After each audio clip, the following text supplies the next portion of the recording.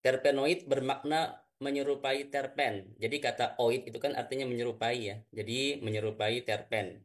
Terpennya sendiri artinya adalah golongan senyawa organik yang memiliki rumus dasar C5H8 dalam kurung N ya. N itu nanti menunjukkan jumlah pengulangannya ya. Jadi nanti masing-masing C5H8 itu akan saling berkaitan ya. Jadi kalau ada dua unit isopren ya maka N-nya sama dengan dua gitu ya dan seterusnya. Nah, C5H8 itu disebut sebagai isopren yang strukturnya bisa Anda lihat di slide ya. Nah,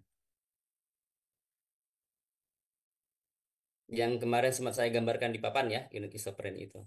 Di unit isopren memiliki 5 karbon ya. Kemudian ada satu karbon sebagai karbon tengah, di mana karbon tengah itu nantinya ada percabangan ya. Oke, kita lihat klasifikasinya tergantung dari jumlah atom C awalnya, itu kita bisa bagi menjadi 6 ya. Yang pertama adalah monoterpen yaitu C10. Sumbernya pada minyak atsiri, sesquiterpen C15 pada minyak atsiri juga. Diterpen C20 itu terdapat pada resin-resin pohon. Kemudian triterpen C30 itu berbentuk seperti saponin. Tetraterpen C40 itu pada karoten kemarin ya, sudah kita lihat strukturnya. Kemudian juga nanti ada yang politerpen ya. Nah, nanti kita akan bahas beberapa saja dari golongan ini dan juga contoh-contoh senyawanya ya. Kemudian nanti bisa kita lihat eh, kemiripan strukturnya ya. Oke, kita lihat slide berikutnya. Oke, sebelum kita masuk ke sana ya, sebenarnya metabolit sekunder itu dibagi menjadi 4 golongan ini melihat dari biosintesisnya ya. Bagaimana struktur tersebut bisa terbentuk di alam gitu ya. Nah, cuman kan karena pengetahuan kita tentang ini terbatas ya, kita kan analis kimia ya, pengetahuan kita lebih banyak ke struktur kimianya ya. Tapi secara sekilas saja bisa kita perhatikan biosintesisnya. Oke, ke terpenoid dulu ya. Jadi terpenoid itu terbentuk dari asetil koenzim A. Ya, jadi yang kemarin kita bahas di metabolisme primer bahwa salah satu dari metabolit primer itu adalah asetil koenzim A. Di mana pada saat pembentukan terpenoid ini dia terbentuk dulu yang namanya asam mevalonat. Dari asam mevalonat terbentuklah yang namanya IPP. Ya, IPP itu kepanjangannya bisa dilihat di bawah, isopentenyl pyrophosphate. Isopentenyl pyrophosphate inilah yang kita kenal tadi sebagai isopren. Ya, jadi kependekan dari nama ini ya, isopentenyl pyrophosphate disingkat sebagai isopren. Strukturnya seperti ini ya, jadi C5 tadi ya, jadi 4 sebagai rantai lurus dan satu yang sebagai percabangan ya. Nah, dari IPP ini kemudian dia C5 ya bisa bergabung dengan C5 yang lain ya. Jadi membentuk C10 yang disebut sebagai GPP ya. GPP itu kepanjangannya geranyl pirofosfat ya.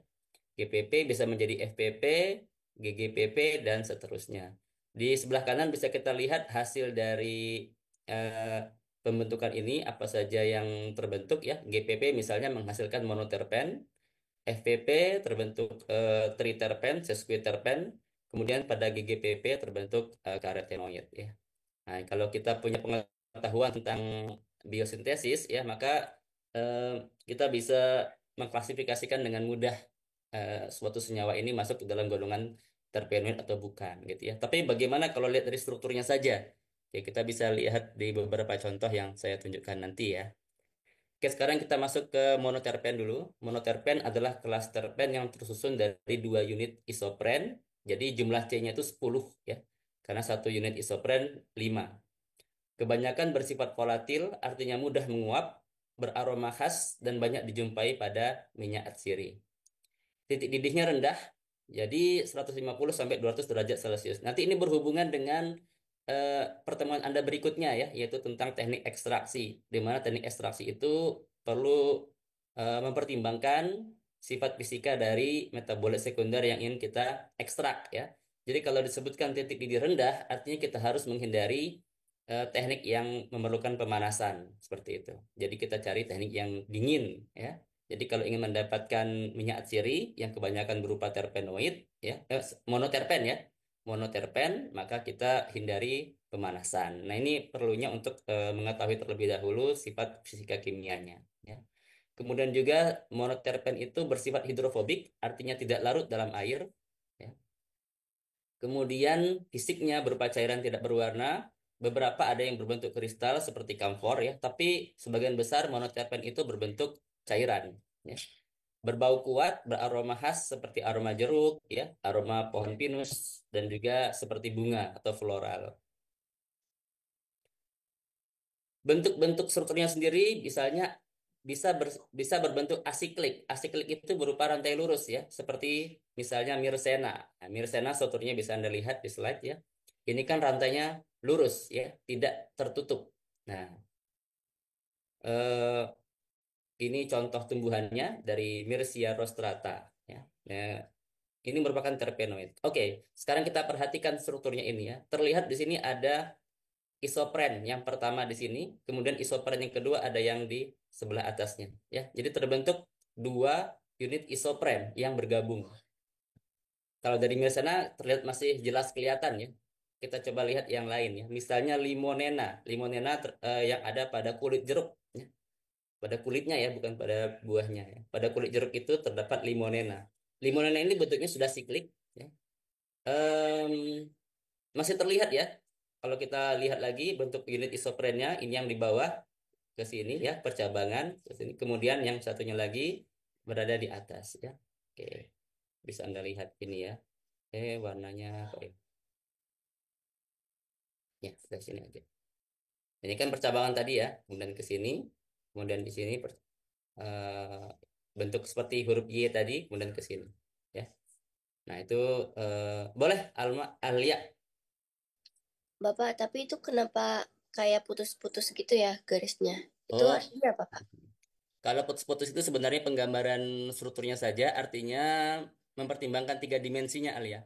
Jadi kalau putus-putus itu artinya ikatan kovalennya itu mengarah ke kertas, mengarah ke bidang, masuk ke bidang gitu. Ya, tapi kalau mau eh, simpelnya itu ikatan kovalen biasa. Oh, oke, Pak. Nah, Makasih, Pak. ya, seperti halnya mentol ya. Di mentol itu ada yang bentuknya tebal ya, ikatan yang bentuknya tebal yang ini. Nah, itu artinya dia mengarah ke kita gitu ya. Jadi penggambarannya tiga dimensi ini. Tapi kalau mau lebih simpel itu bisa kita tuliskan biasa saja ya. Oke,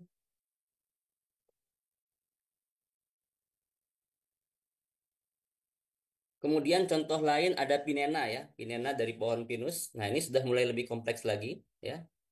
Mungkin sudah sulit kita untuk melihatnya. Makanya perlu pengetahuan tentang biosintesis ya. Kalau dari biosintesisnya kelihatan ya. Ya, tapi em, kalau kita reka-reka ya masih ada kelihatan unit isoprennya gitu ya. Tapi sudah mulai kesulitan kalau pinena ya. Kalau mentol mirip seperti mirsena ataupun juga limonena ya, tapi ada OH-nya ya, sudah mulai masuk atom-atom lain selain C dan H ya. Mentol. Kemudian juga linalool, ya, linalool terlihat ya ada isoprennya yang pertama, yang kedua sudah mulai ada OH-nya, jadi sudah mulai mulai tidak terlihat. Kamfor seperti halnya pinena sudah mulai sulit kita bisa lihatnya ya. Nah, seperti itu. Oke, kemudian juga beberapa dari struktur ini bisa kita lihat ada yang memiliki ikatan rangkap ya, seperti mirsena, ya, limonena, pinena maupun linalool ya. Itu kalau ada ikatan rangkap berarti dia merupakan hidrokarbon yang tidak jenuh ya. Jadi senyawa ini bersifat reaktif. Artinya apa kalau reaktif? Dia mudah menjadi bentuk yang lain atau dalam kata lain rusak ya. Jadi mudah rusak yang kalau ada ikatan rangkap duanya. Oke, ini jadi perhatian Anda juga ketika Anda ingin mengekstraksi senyawa-senyawa ini perlu mempertimbangkan lingkungannya ya. Jangan sampai nantinya senyawa tersebut menjadi hilang gitu ya. Jadi fokusnya berlebih kalau misalnya senyawa yang ingin kita ekstrak itu ada ikatan rangkap duanya. Oke, tadi ada kata terpen dan terpenoid ya. Jadi kalau terpen itu yang masih bentuk basic kayak Mirsena, Limonena itu bentuk basic. Tapi kalau sudah ada OH gitu ya, itu berarti sudah mengalami oksidasi. Nah, inilah yang disebut sebenarnya terpenoid ya. Mentol, linalool, kamfor itu terpenoid, sedangkan Mirsena, Limonena dan Pinena itu terpen ya. Itu detailnya sih, tapi semuanya ini sebenarnya terpenoid ya kalau ingin diklasifikasikan secara umum.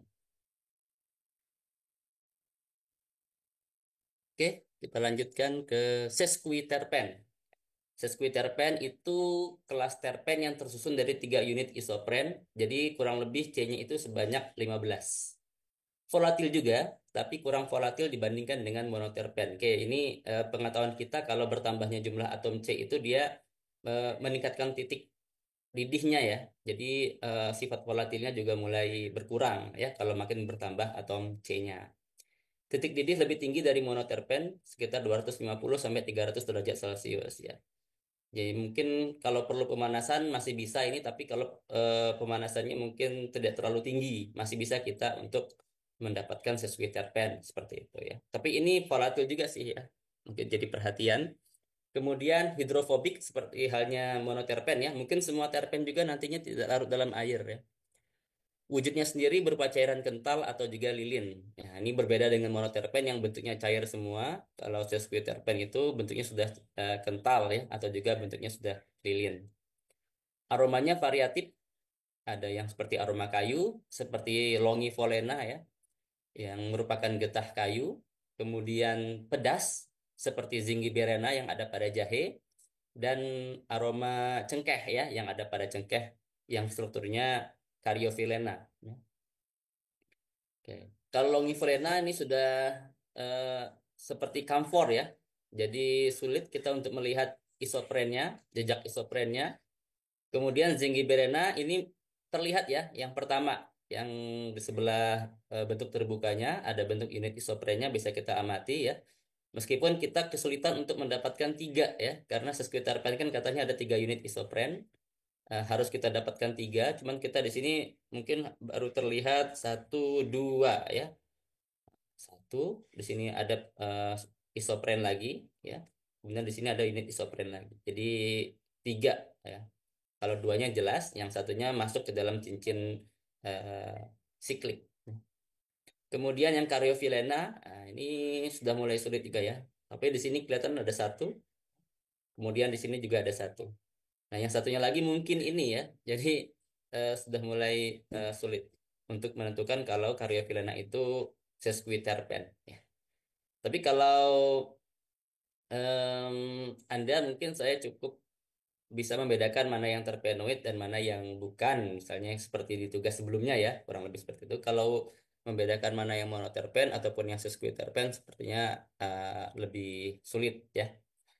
Oke, kita lihat yang contoh terpen berikutnya adalah diterpen.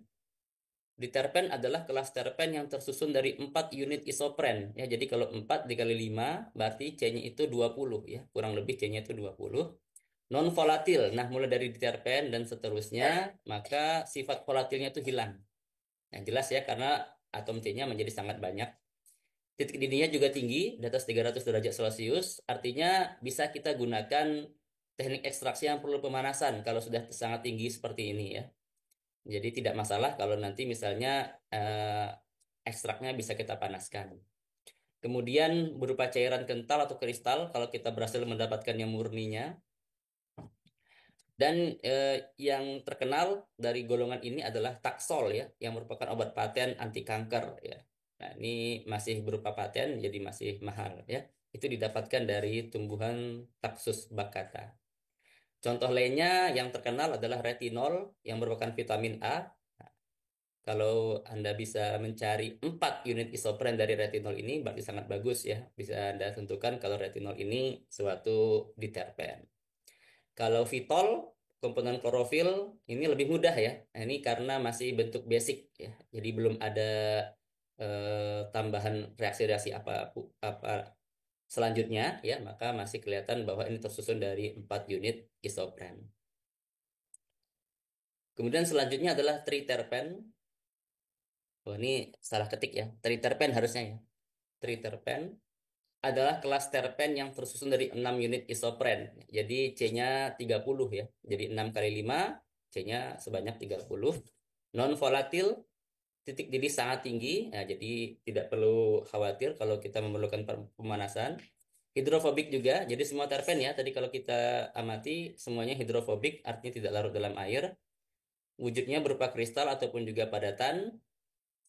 Ada juga golongan senyawa yang disebut sebagai fitosterol ya, atau sterol yang terdapat pada tumbuhan, itu masuknya ke dalam golongan triterpen ini ya. Jadi sebenarnya kolesterol itu sintesis di tubuh kita sebenarnya ya. Cuman kalau terpen itu hanya ada di tumbuhan, kalau di hewan itu tidak ada ya. Jadi tapi sterol namanya ya kalau di hewan. Ya, kalau di tumbuhan disebut terpen. Oke, contoh dari golongan ini misalnya squalen. Nah, squalene ini kelihatan kalau tersusun dari 6 unit ya. Satu, dua, lihat tersusun dari 6 unit isopren. Sangat mudah bisa kita amati. Tapi kalau dia menjadi siklik-siklik seperti sitosterol, nah itu menjadi sulit ya untuk mengamati dari adanya 6 unit isopren ya. Tapi kalau ini ditanyakan apakah ini terpenoid, sepertinya masih bisa kita jawab ya. Kurang lebih seperti itu. Oke, lanjut ke tetraterpen. Nah, tetraterpen berarti dia tersusun dari 8 unit isopren, 8 kali 5 C, artinya C-nya itu sebanyak 40. Non volatil, titik didih sangat tinggi di atas 400 derajat Celcius. Hidrofobik juga, tidak larut dalam air, berupa cairan kental atau kristal ya. Yang terkenal adalah karoten yang terdapat pada wortel ya. Strukturnya seperti ini sudah kita hitung kemarin ya di kelas. C-nya ya. Ya, kurang lebih sekitar 40 waktu itu kita ngitungnya. Kemudian eh, k- kalau karoten sepertinya kita bisa menemukan yang di bentuk terbukanya ada sekitar 4 ya isopren ya. Mungkin 4 lainnya ada di sikliknya. Tapi yang mudah bisa kita amati adalah contohnya di likopen. Likopen itu struktur yang ada di tomat ya. Nah, ini kita bisa melihat bahwa dia tersusun dari 8 unit isopren. Oke, untuk terpen eh, ada yang ingin ditanyakan terlebih dahulu. Ada yang Tidak, Pak. tidak? Oke.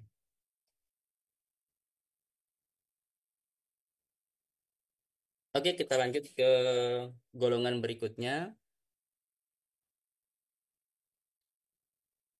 yaitu adalah alkaloid. Alkaloid secara artinya bermakna menyerupai alkali atau basa. Jadi alkaloid ya, menyerupai alkali. Alkaloid merupakan golongan senyawa organik berasal dari tumbuhan yang memiliki atom N pada strukturnya. Nah, kemarin sudah kita buat perbandingan ya. Saya juga memberikan beberapa contoh. Anda menentukan yang mana alkaloid itu yang paling mudah ya. Dan kalau kita lihat dari jalur biosintesisnya, alkaloid itu terbentuk dari jalur asam amino. Yang jelas karena asam amino itu pasti mengandung atom N, ya. Maka tumbuhan memperoleh atom N untuk penyusunan alkaloid itu tentu saja berasal dari asam-asam amino. Kemudian sifat yang umum dari alkaloid itu adalah memberikan rasa pahit pada tumbuhan. Jadi tumbuhan yang kaya dengan alkaloid, yang banyak kandungan alkaloidnya itu biasanya berasa pahit ya. Makanya kemarin saya contohkan misalnya tembakau ya itu tidak disukai oleh predator herbivore karena misalnya rasanya pahit. Ya. Ini gambar di depan adalah jalur biosintesis salah satu jenis alkaloid ya. Jadi masing-masing alkaloid itu asam-asam aminonya itu berbeda-beda ya. Yang digunakan. Jadi dari metabolit primernya itu asam amino kan banyak ya. Kalau kita belajar di protein sekitar ada 21 asam amino ya. Em, kalau pembentukan contoh yang saya tunjukkan di slide ini adalah contoh pembentukan morfin. Nah, morfin ini berasal dari asam amino tirosin. Ya, dari sini kemudian dia secara enzimatis lama ya perjalanannya itu dari tirosin hingga menuju ke morfin. Ya. Nah, dan kalau kita lihat struktur morfin itu udah nggak kelihatan lagi tirosinnya ya. Cuman sebenarnya morfin itu berasal dari tirosin gitu ya. Nah, kalau Anda perhatikan dari jalur-jalur ini, jalur biosintesis ini banyak tulisan seperti TYDC, 60MT ya. Itu nama-nama enzimnya ya. Nah, nama-nama enzim inilah yang kita kemarin belajar ya di kelas bahwa masing-masing tumbuhan itu berbeda-beda atau enzimnya unik-unik. Makanya tidak semua tumbuhan punya morfin gitu kan ya. Dan karena berpengaruh dari genetik yang kemarin sudah kita bahas. Oke, sekarang saya akan berikan 3 contoh alkaloid yang sering dijumpai ya. Yang pertama adalah morfin. Nah, tadi morfin saya tunjukkan strukturnya. Ya, ini diisolasi dari tumbuhan opium atau nama latinnya Papaver somniferum. Nah, kalau ini mudah membacanya ya. Papaver somniferum. Wujudnya kristal tak berwarna dan tak berbau, kemudian sedikit larut dalam air, artinya dia masih bisa larut dalam air ya sampai ke konsentrasi tertentu. Tapi dia larut baik dalam etanol ya. Etanol ini nanti ya setelah sampai kita selesai materi ini terlihat bahwa etanol itu paling banyak bisa melarutkan senyawa metabolit sekunder. Oleh karena itu etanol itu di dunia koba disebut juga sebagai pelarut universal ya. Karena hampir semua senyawa bahan alam itu larut dalam etanol. Ya, kalau Anda kemarin ingat di KAO ya, praktiknya itu kan pasti maserasinya menggunakan etanol gitu ya, karena etanol itu memang yang paling powerful gitu. Kerugiannya ya semua senyawa masuk, jadi pemurniannya susah gitu ya. Itu ada kelebihan dan kekurangannya. Titik leleh dari morfin itu sekitar 250 derajat Celcius. Ini berarti ya masih bisa kita gunakan pemanasan kalau misalnya dibutuhkan. Ya. Seperti reflux ya. Ataupun juga rotary evaporator ya. Kalau ingin eh, mengentalkan ekstraknya. Kemudian contoh alkaloid berikutnya kafein. Kafein adalah salah satu alkaloid metilxanthin. Ya, kalau morfin tadi opioid ya. Kalau kafein itu adalah metilxanthin. Apa sih metilxanthin itu? Jadi struktur C6C5 ini itu disebut sebagai xanthin ya. C6C5. Ya, itu disebut sebagai xanthin eh, dan eh, senyawa-senyawa yang punya struktur ini itu disebut sebagai alkaloid xanthin. Kafein ya paling banyak terdapat pada kopi, tapi sebenarnya juga ada di teh dan juga tumbuhan coklat. Ya. Nah, jadi dalam jumlah yang di bawah kopi, kafein juga terdapat pada tumbuhan-tumbuhan lain. Berarti maknanya adalah pada teh dan coklat itu enzim pembentuk kafein itu ada gitu ya. Nah, tapi mungkin tidak sebanyak di kopi. Kalau kita berhasil memurnikannya, ya, maka kafein itu berwujud kristal jarum, ya, berwarna putih dan tak berbau. Ya, jadi eh, berbeda mungkin dengan bayangan kita yang dia berwarna hitam, ya, tapi sebenarnya kafein itu kalau dalam wujud murninya itu berupa kristal jarum berwarna putih. Ya, cukup larut dalam air, larut baik dalam etanol dan juga aseton. Oke. Kemudian titik lelehnya sekitar 235 derajat Celcius. Artinya ya masih bisa memerlukan pemanasan kalau dibutuhkan. Lanjut ke nikotin, contoh alkaloid berikutnya. Nikotin adalah salah satu alkaloid piridin. Nah, piridin ini yang cincin segi 6 benzen dan salah satu atomnya diganti dengan N. Ya. Ini disebut sebagai piridin. Nah, nikotin adalah salah satu alkaloid yang memiliki cincin ini. Ya. Oke, yang putus-putus ini garis ya, kalau mau dicatat ya. Jadi sebenarnya ini garis saja biasa. Terdapat dalam tembakau Nicotiana tabacum. Ya. Oke, nanti kalau Anda yang kebagian presentasi dan kebetulan ada nama latinnya ya, itu membacanya bukan Nicotiana tabacum, bukan ya, tapi membacanya Nicotiana tabacum ya. Mungkin pola yang bisa kita ingat adalah Kasikuseko ya. Kasikuseko artinya C dengan A bacanya K, C ketemu I bacanya si, C ketemu U bacanya ku, C ketemu E bacanya C, C ketemu O bacanya ko. Ya, jadi di sini ni, ko, tiana, tabakum. Ya, oke. Ini saya kasih tahu ya, mudah-mudahan nanti pas presentasi masih ingat, tidak dibaca jadi C lagi ya. Jadi Nicotiana salah ya. Jadi Nicotiana tabakum. Berupa cairan tak berwarna hingga kuning pucat, larut sempurna dalam air, larut juga dalam etanol dan juga kloroform. Jadi ini mudah larut dalam air. Titik leleh sekitar negatif 79 derajat Celcius dan titik didihnya 247 derajat Celcius ya. Berarti ini wujudnya cairan. Karena titik didihnya lumayan tinggi ya masih bisa kita gunakan pemanasan. Tapi karena ini wujudnya cair ya, mungkin bukan pakai evaporator kita ininya apa pemurniannya, tapi mungkin pakai ekstraksi cair-cair ya, yang misalnya pakai corong pisah gitu ya untuk memurnikan nikotin ini. Nah, jadi pemilihan pemurnian itu bergantung juga dari sifat fisiknya ya. Jadi kalau sifat fisiknya dalam suhu kamar itu cair, ya otomatis kita tidak bisa pakai RE ya. Kalau RE kan memisahkan padatan dari ekstrak. Kalau cair-cair ya tentu saja kita gunakan metode yang lain. Kemudian berikutnya adalah, oh ya, kalau dulu ada yang mau ditanyakan? Saya berikan 3 contoh saja. Tidak, Pak. Tidak ada. Oke, lanjut. Flavonoid. Nah, flavonoid secara literal berarti menyerupai kuning karena flavus itu artinya kuning bahasa Latin. Jadi kalau flavonoid artinya senyawa yang menyerupai kuning karena penemuan awal golongan ini kebanyakan warnanya kuning. Tapi sebenarnya tidak semua flavonoid warnanya kuning ya. Jadi waktu awal-awal saja kebanyakan dia berwarna kuning maka dinamakan flavonoid. Pada awalnya dikenal sebagai vitamin P. Vitamin P. Secara strukturnya terdiri kerangka C6, C3, C6, di mana cincin A terhubung ke cincin B melalui cincin heterosiklik piran C. Oke, kita lihat gambar di sebelahnya ya. Jadi ada 3 cincin di sini. Ada cincin A, cincin B, dan cincin C. Cincin A terhubung ke cincin B itu melalui cincin C. Di mana cincin C ini ya kemarin sudah kita tahu ya bahwa dia sebenarnya berasal dari C3 ya. Satu, dua, tiga.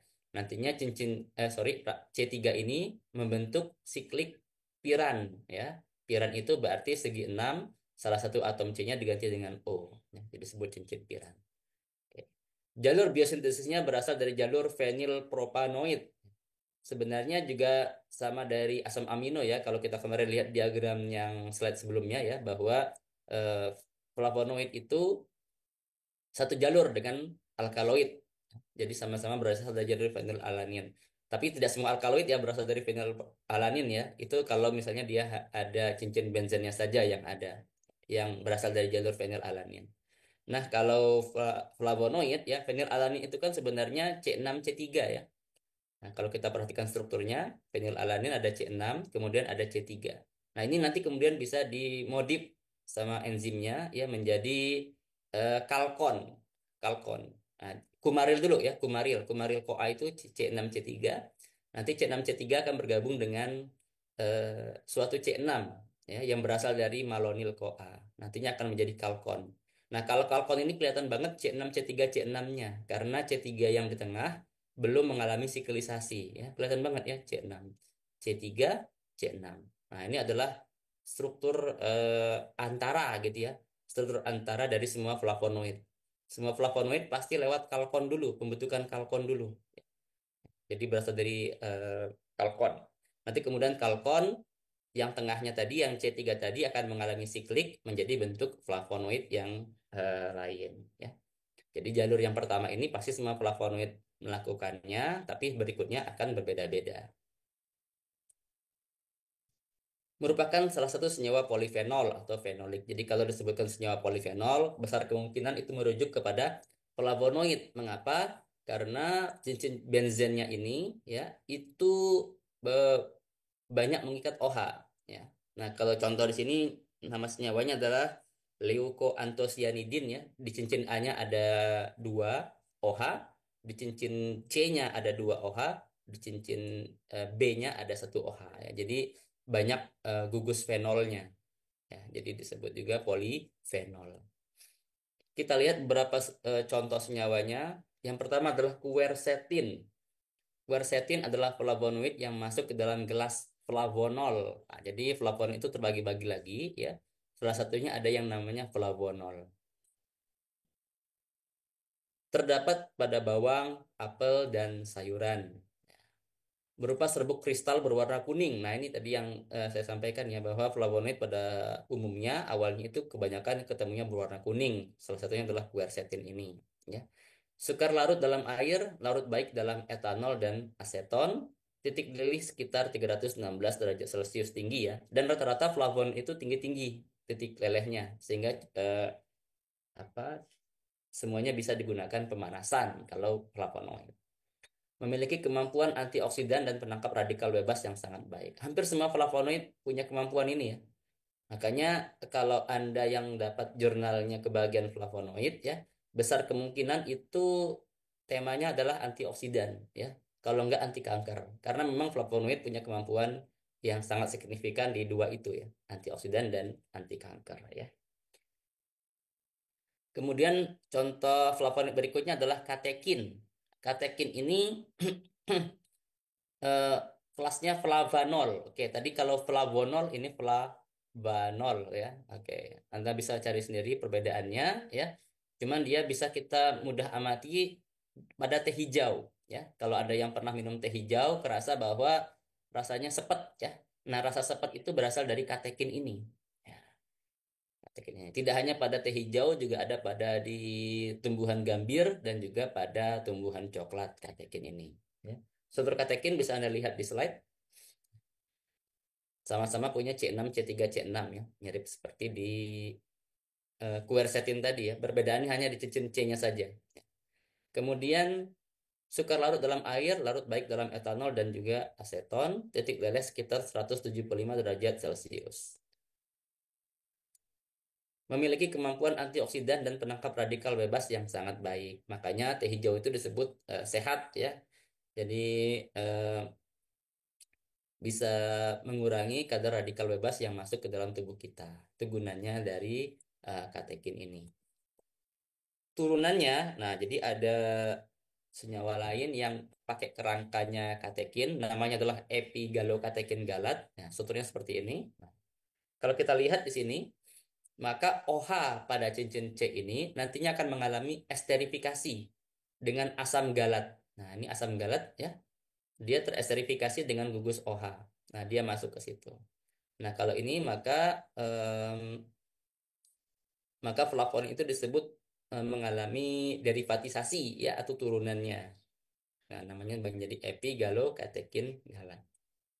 Ini kemampuannya potensinya lebih bagus dibandingkan dengan katekinnya sendiri. Jadi kita lanjut ke contoh flavonoid berikutnya yaitu adalah genistein. Genistein adalah flavonoid yang masuk ke dalam kelas isoflavon. Nah, isoflavon ini unik ya karena kalau tadi kita lihat cincin C6, C3, C6, contoh dari katekin maupun dari eh, quercetin, ya. Cincin B tadi ada di posisi di sini ya. Saya gambarkan saja. Tadi eh, berasal dari sini semua tadi ya, cincin B-nya, ya. Tapi kalau genistein, ya, cincin B-nya itu adanya di nomor 2 kalau kita hitung ya 1, 2 gitu ya. Makanya eh, ini masuk ke dalam kelas yang disebut sebagai kelas isoflavon ya, isoflavon. Berbeda dengan quercetin maupun katekin yang tadi sudah kita lihat strukturnya. Tapi sama-sama dia punya kerangka C6, C3, C6. Hanya saja posisi cincin B-nya saja yang berubah atau bergeser. Terdapat dalam kacang-kacangan, misalnya pada kedelai, berupa serbuk kristal berwarna kuning pucat. Sukar larut dalam air, larut baik dalam etanol dan juga aseton. Titik lelehnya tinggi sekitar 300 derajat Celcius. Memiliki kemampuan antioksidan dan penangkap radikal bebas yang sangat baik. Ya. Nah, genistein ini dikenal juga sebagai fitoestrogen. Artinya dapat memiliki efek estrogenik. Ya. Jadi kalau kita banyak mengkonsumsi genistein ini, maka akan eh, bisa saja ya, kan tergantung masing-masing individu orang, ya bisa juga dia memancing estrogen dari tubuh orang tersebut ya. Makanya disebut sebagai senyawa fitoestrogen.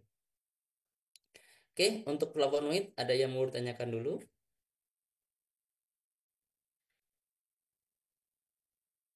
Tidak ada ya. Kita lanjutkan ke golongan keempat ya, yaitu adalah poliketida. Poliketida secara struktur sangat luas dan pada umumnya memiliki aktivitas antibiotik. Oke, struktur sangat luas ya. Kemarin saya sampaikan di kelas bahwa untuk poliketida ini pengamatannya sangat susah dari segi struktur doang ya. Karena harus tahu jalur biosintesisnya untuk bisa menentukan suatu senyawa ini termasuk poliketida atau tidak ya. Makanya saya kasih jalan pintas saja ya. Jadi kalau dia bukan alkaloid, bukan flavonoid, bukan terpenoid, maka Anda kategorikan sebagai poliketida ya. Karena sangat sulit untuk menentukannya hanya dari struktur saja. Harus tahu dari jalur biosintesisnya ya. Oke. Jadi secara struktur variasinya sangat luas dan pada umumnya memiliki aktivitas antibiotik dan kebanyakan diproduksi oleh mikroorganisme seperti bakteri dan jamur.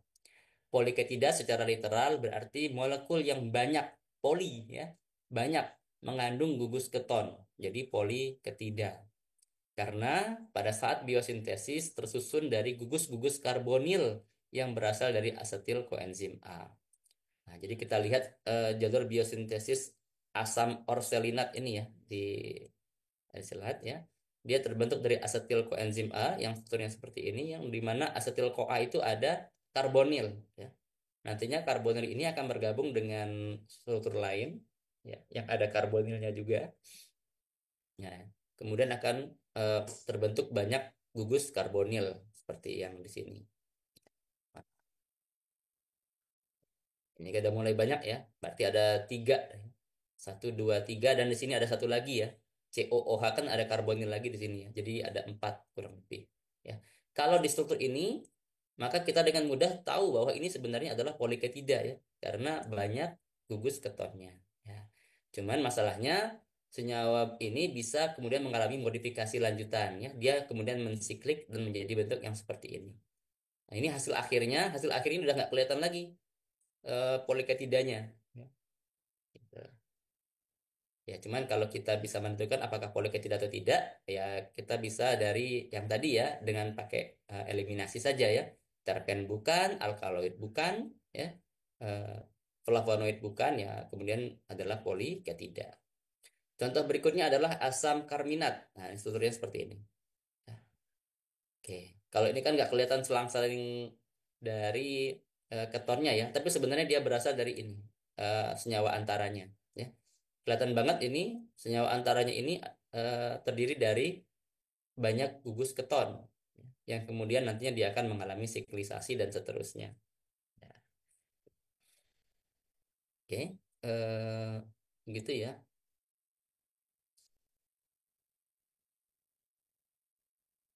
Enzimnya poliketida ini adalah poliketida sintase. Ya, yang banyak itu justru pada di bakteri dan juga jamur enzim ini. Pada tumbuhan sedikit. Jadi kalau yang dapat judulnya poliketida, ya kelompok yang dapat poliketida, biasanya sumbernya itu adalah bakteri atau jamur. Ya, ya ada juga sih tumbuhan ya, cuman kebanyakan jurnalnya nanti akan mendapatkan bakteri dan juga jamur ya. Kalau dapatnya bakteri dan jamur, maka teknik ekstraksinya akan berbeda ya dengan teknik ekstraksi yang sudah Anda pelajari. Ya. Kan kalau di KAO kan ada maserasi, perkorasi ya, ekstraksi cair-cair gitu. Nah kalau menggunakan bakteri dan jamur, tentu saja itu nggak bisa digunakan maserasi. Ya. Nggak bisa digunakan karena yang menghasilkannya adalah bakteri dan juga jamur gitu. Jadi pakai cara lain nantinya. Kemudian berikutnya contoh ya, contoh beberapa senyawa yang termasuk poliketida.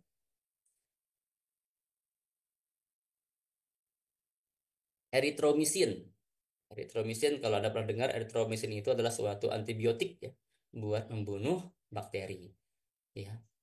Kelasnya berasal dari kelas Macrolida yang dihasilkan oleh bakteri Saccharopolisora erythrea ya. Nah, itu cara bacanya. Saccharopolisora erythrea. Makanya namanya adalah erythromycin karena berasal dari eh, spesies Erythrea ini ya. Strukturnya bisa Anda lihat di slide, udah nggak kelihatan banget ya.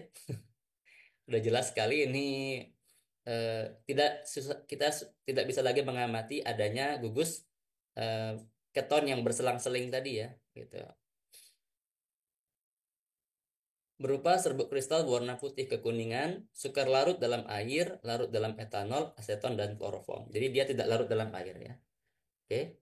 Etanol masih bisa larut tuh ya. Makanya tadi etanol adalah larut universal ya, bisa melarutkan hampir semua senyawa bahan alam. Titik leleh 135 derajat Celcius efektif sebagai antibiotik terhadap bakteri gram positif seperti Staphylococcus dan Streptococcus. Ya. Lanjut ke contoh berikutnya adalah doxorubicin. Doxorubicin adalah polyketida dari kelas antrasiklin. Ya, kalau Anda pernah dengar senyawa namanya antrasena ya. Nah, ini dia punya cincin antrasenanya itu, jadi disebut antrasiklin ya. Yang dihasilkan oleh bakteri bakterinya sama ya. Enggak, ini salah ya. Oke. Nanti saya kirimkan versi yang benarnya ya. Ini salah ya. Berarti ke copy yang tadi. Berupa serbuk hablur berwarna jingga kemerahan, sangat sukar larut dalam air, larutnya dalam etanol, titik lelehnya 210 derajat Celcius. Ya. Doxorubicin bukan sebagai antibiotik ya, tapi sebagai anti kanker ya. Oke, nanti dicoret saja. Ini saya coret di sini. Jadi nanti saya kirimkan versi yang benarnya. Ya. Jadi doxorubicin itu sebagai anti kanker. Ya. Kemudian lanjut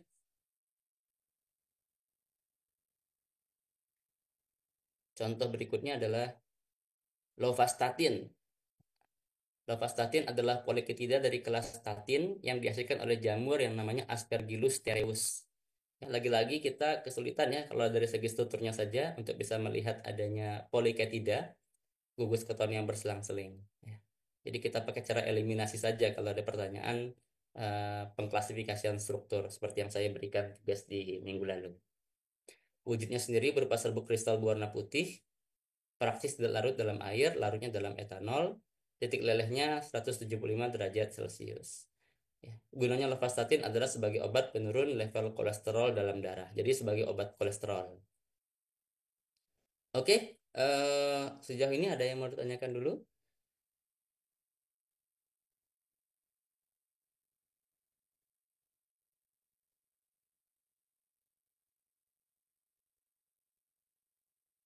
Oke, kalau tidak ada, bisa kita buat kesimpulannya ya dari materi pada hari ini. Jadi senyawa metabolit sekunder dapat diklasifikasikan menjadi 4 golongan utama, yaitu terpenoid, alkaloid, flavonoid, dan poliketida. Terpenoid dicirikan adanya susunan C5 atau isopren pada pembentukannya, terbentuk dari jalur asetat malonat, nama jalurnya. Kemudian alkaloid dicirikan adanya atom N pada strukturnya, terutama struktur siklik. Jadi kalau suatu struktur ada sikliknya dan di dalam sikliknya itu ada N-nya, itu sudah dipastikan adalah alkaloid. Ya. Terbentuk dari jalur asam amino.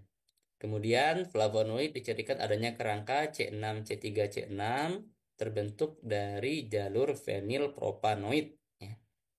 Kemudian poliketida dicirikan adanya gugus keton yang berselang-seling pada struktur antaranya. Nah, ini yang jadi susah ya, karena struktur antaranya kita kan nggak tahu ya. Kita hanya diberikan struktur akhir, gitu ya. Terbentuk dari jalur asetil CoA.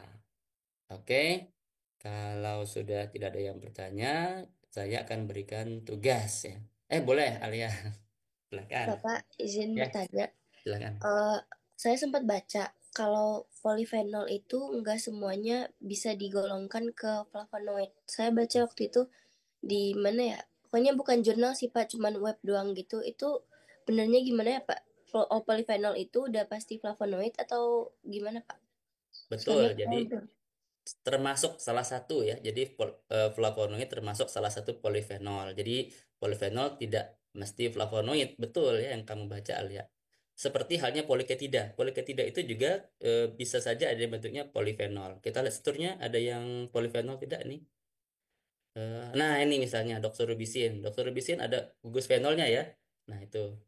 Kalau ada sekitar dua saja cincin benzen yang ada OH-nya, lebih dari dua ya maksudnya. Ini masih dua ya. Kalau masih dua berarti belum termasuk polifenol. Kalau ada tiga saja maka sudah termasuk dalam polifenol. Jadi tergantung dari strukturnya ya, bukan dari klasifikasiannya. Jadi termasuk salah satu saja kalau flavonoid itu polifenol. Begitu Alia. Oke Pak, makasih Pak. Ya, jadi polifenol itu bukan klasifikasi utama yang empat ini ya. Jadi eh, merupakan klasifikasi umum kalau di strukturnya itu ada gugus fenol itu saja. Nah, bisa merupakan flavonoid, bisa juga merupakan poliketida, bisa ya. Gitu.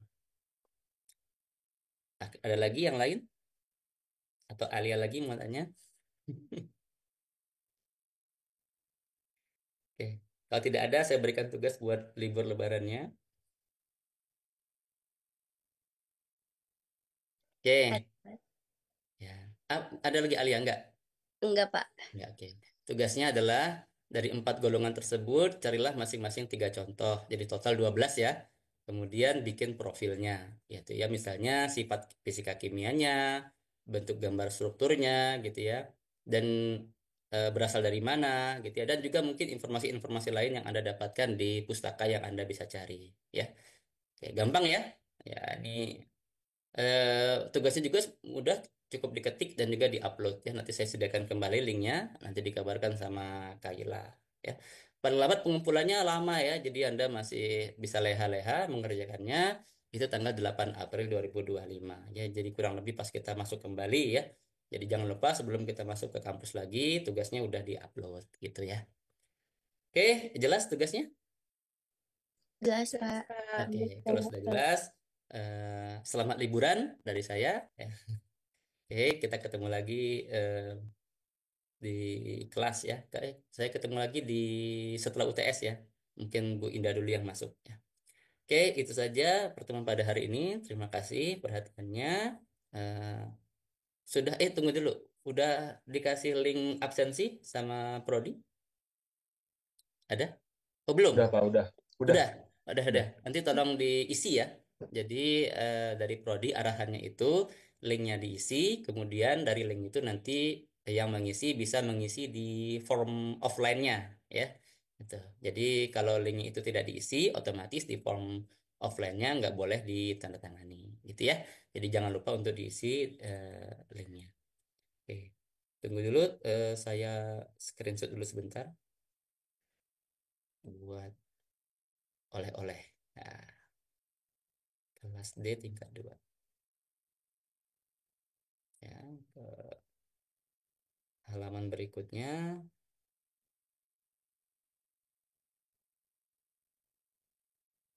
Berapa halaman? Itu 3. Yang masih sempat bisa nyalain kamera, boleh nyalain dulu. Halaman 3. Ah, udah ya, sip.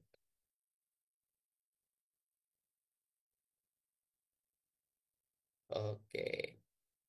Oke, selesai. Oke, kita bisa tutup pertemuan Zoom kali ini.